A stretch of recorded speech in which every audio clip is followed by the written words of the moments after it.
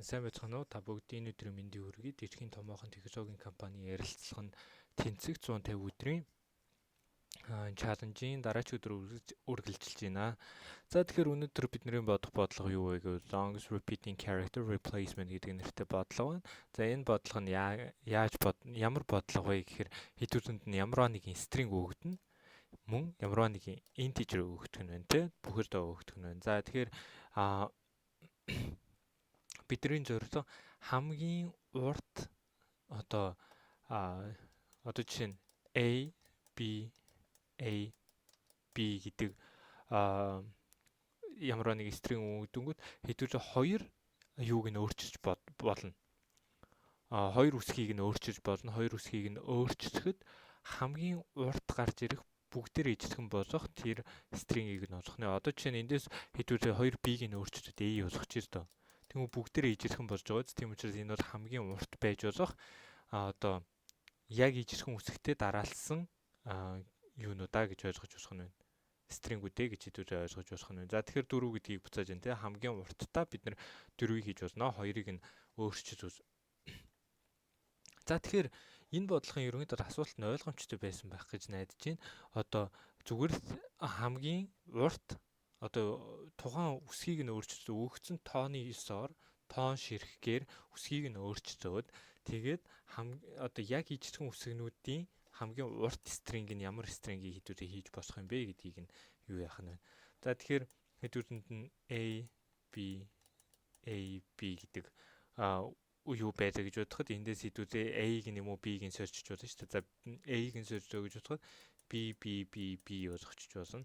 B болгосоо гэж бодоход нийт 4 урттайг нь хэдүүлээ буцааж болж штэ.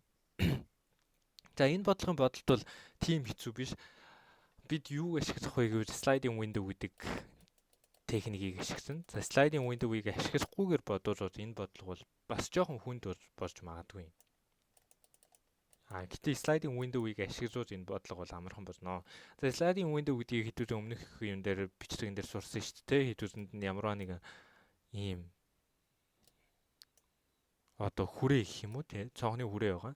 Тэгэд энэ нөгөө нэг гулгадаг цонх байдаг шүү дээ. Тэр гулгадаг цонх шиг явуулаад тэгээд цонхон дотор байгаа string юм уу цонхон дотор байгаа ямар нэг мэдээллийг боловсруулах одоо техникийг sliding window гэж хэлээд байгаа тий. За тэгэхээр бидний хувьд sliding window-ыг яаж хийх юм бэ гэхээр хэдүүлээ үсгнүүдээ тоолно. За AB гэж байлаа гэж бодоход за K-ийн тэнцүү 2 те 2 үсгийг нь сольох боломжтой. За эхлээд үсгнүүдээ тоолъё. Хамгийн эхлээд R. Тэгэхээр хэдүүлээ яах вэ гэхээр одоо R дээр байгаа үсгээ тоолно. За R дээр байгаа үсэг нь A нь одоо 1 ширэхгүй байна те. За тэрний дараа хэдүүлэнд нь юу хэрэгтэй вэ гэвэл max element гэдэг зүйл хэрэгтэй байна. За энэ юу вэ гэхээр тухайн үед байгаа хамгийн их агуулгадж байгаа тоог нь үсгийг нь хэдүүлээ юу яаж max element дээр юу хана. За үсэг нь заавал хэрэггүй тоон л хэрэгтэй шүү дээ 1 гэдэг тоо тий. Одоохондоо хэдүүлэнд нь A хамгийн их байна. За дараа нь R нь ийшээгээ ширжлээ B рүү ширжлээ тэнгүүд B нь 1 болсоо max element нь одоо өөрчлөгдөхгүй шүү дээ. Яг л AB2 ч яг ижлэхэн countтай байгаа юм чи ижлэхэн ширхэг тоо байгаа юм чи тий. За тэгэхээр хэдүүлээ одоо R-ыг ийшээ авчирлаа. Юу болох вэ гэвэл хэдүүлээ энэ дээр 2 болно шүү дээ тий. A нэмэгдэн 2 болно. Max element нь 2 болж нэмэгдэнэ. За тэгэхээр хэдүүлээ одоо энэ дээр юу шалгах хэрэгтэй байгаа юм бэ гэвэл хэрвээ тийм ээ. Хэдүүлээ window-ийнхаа уртыг нь олъё. Window-ийнхаа урт буюу эндээс энэ хүртэлх урт хэдэн ширхэг тоо байгаа юм бэ гэдгийг. Хэдэн ширхэг тоо байгаагасаа хэдүүлээ max element-ийг хасчвал арай бага байгаа элемент нь гараад ирнэ шүү дээ. Одоо манайхаар бол B гэдэг үсгний тоо гараад ирнэ тий. B гэдэг үсгний тоо хэрвээ K-с бага байвал хэдүүлээ яах вэ? Хэдүүлээ window K-с их байвал юм байна. За уучлаарай.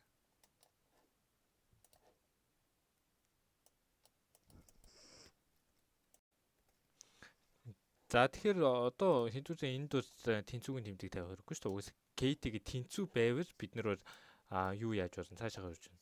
За хэрвээ K-с их гарчвал Тэгэхээр хитрээд явуучвар гэсэн үг шүү дээ. Өөрөөсөө бидний нөгөө нэг байх хэвээр тэр range-ны хитрээд явуучвар хийдүүсээ одоо энэ тоолж байгаа тоололтоосоо нэгээр багасгаад одоо A-ийн жишээ нь A-ийг нэгээр багасгаад за заавал A байхад бүгэ L дээр A байгаа учраас хэдүүлээ A-ийг нь одоо ийшээ авчрах гэдэг шүү дээ, тий. A-ийг байлаа гэж бодоход A-ийг нь ийшээ авчрах гэдэг. За энэ нөхцөлтөөр байх гэж одоо бидний нөхцөлд бол ийм бол байхгүй. Тэгэхээр энэ дээр яах вэ гэвэл хэдүүлээ энэ ямар нэгэн юу гэж нэрлэдэг, тий, count гэд нэрлэж чи count-ийн A-с хасах A-ийг нэмэх болгочих нь байна, тий. A-ийг шилж үзээд энийг нь count-аас байхгүй болгож гаргана. За ингээд хэдүүлээ зүгээр window-ийнхаа уртыг нь ямар нэгэн longest гэдэг юун дээр хадгалсаар байгаад энэ бодлогын хариуг нь олох боломжтой байх нь байна. За хэдүүлээ одоо бодлолтон дээр бол илүү ойлгомжтой болох бах. Миний энэ тайлбар дээр бол магадгүй сайн гарч ирэхгүй байна. Гэтэ бодлолтон дээр бол илүү ойлгомжтой болно гэж найдаа. За хэдүүлээ бодлолт руугаа орцгоё. За бодлолтон дээр хэдүүлсэнд нь юу хэрэгтэй вэ гэж ямар нэгэн вектор хэрэгтэй, тий. За хэдүүлээ тэр векторыг count гэд нэрлэчихье. 26-гаар тэг. Яагаад гэвэл энэ бол дандаа том үсгнүүдтэй байгаа гэдгийг анзаарах хэрэгтэй. Одоо uppercase English character, тий. Тийм учраас дандаа том үсгтэй учраас англи хэлэнд 26 үсэг байгаа. За тэрнгээр ихтэй хэдүүлээ бодох нэ. Хэдүүлэн age гэдэг зүйл хэрэгтэй. Мөн хэдүүлээ ярьсан max segment буюу хамгийн их агуулгаж байгаа segment-ийг нь одоо хадгалах юу хэрэгтэй. За тэгээд хамгийн ихсэд энд R нь тэгтээ тэнцүү. R нь S-ийн length хүртэл явлаа. Нэмэгдүүлсээ.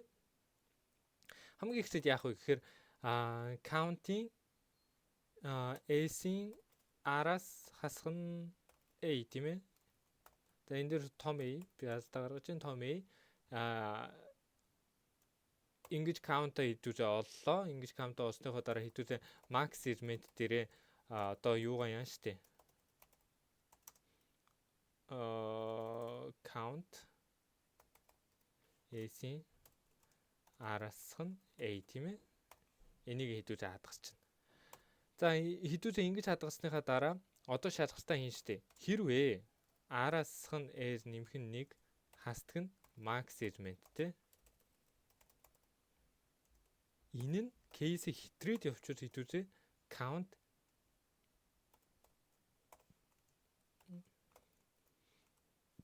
энийг хасч өгөх хэрэгтэй шүү дээ. Хамгийн ээж дээр байгаа, хамгийн зүүн тал дээр байгаа segment хасч өгнө. За ээжийг нэмэгдүүлсэн, тий. За хэдүүлэн энэ нөгөө нэг хариугаа хадгалах юу хэрэгтэй юм шүү дээ. Энд longest гэж тий хэдүүлээ.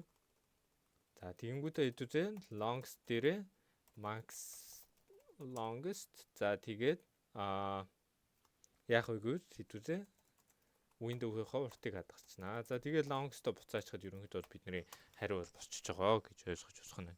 За хэдүүлээ шалгаад үзье.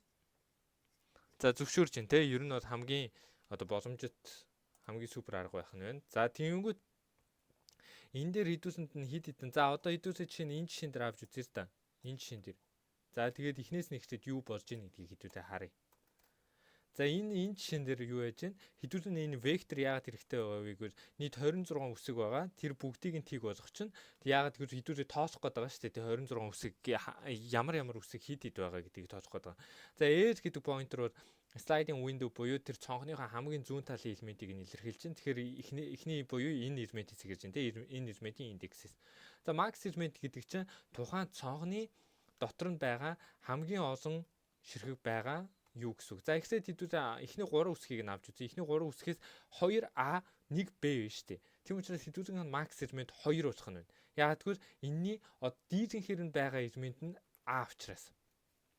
Max segment нь 2 болох нь. За longest дээр хэдүүлээ хариугаа хадгалах гэдэг байгаа. Хамгийн урттаа бид нэр хідэн одоо ямар урттай тэр sub-array-г одоо substring-ийг хэдүүлээ авч усах юм бэ гэдгийг хэдүүлээ longest дээр хадгалах гэдэг байгаа шүү дээ. За тэгээд энэ дээр юу тоолж ийн гэхээр хамгийн баруун талд байгаа элементийг нь нөгөө цонхон дээр нэмж өгч ийн гэсэн. Тэр хамгийн ихсэд бол A байгаа шүү дээ, тий. Тэгэхээр A-ийг нэмж өгч ийн. A-ийн count-ийг нэмж өгч ийн гэсэн.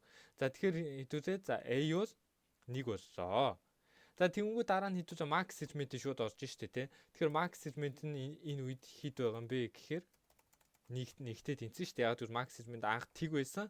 Тэгээд эн чин одоо нэгтэй тэнцүүлсэн гэхээр 1 тэг 2-ын 1 нь max segment дээр нэмэгдэж орох нэ. За тэгэхээр хэдүүлэнгийнх нь угаасаа аль бага элементээс нь K-ийн илүү их байвал тэрийг replace буюу оронд нь бичих боломжтой байгаа дээ шүү дээ, тий. Тийм учраас энэ бол хамгийн бага элементийн тоог нь олж байгаа гэсэн үг. Жишээ нь хэдүүлээ эхний 3 үсгээс нь авч үзэхэд энэний эхний 3 үсгээс нь авч үзэхэд нийт 3 элемент байгаа, тий. A B гэсэн 3 элемент байгаа. Max элемент дээр 2 гэдэг хариу байна. Яагаад гэвэл A-гийн count нь 2 учраас 3-аас хасах нь 2 гэхээр B дээр 1 гэдэг тоо гарч ирж штэ. B-гийн count-ыг нь олж чадчихна гэсэн үг хэдүүлээ.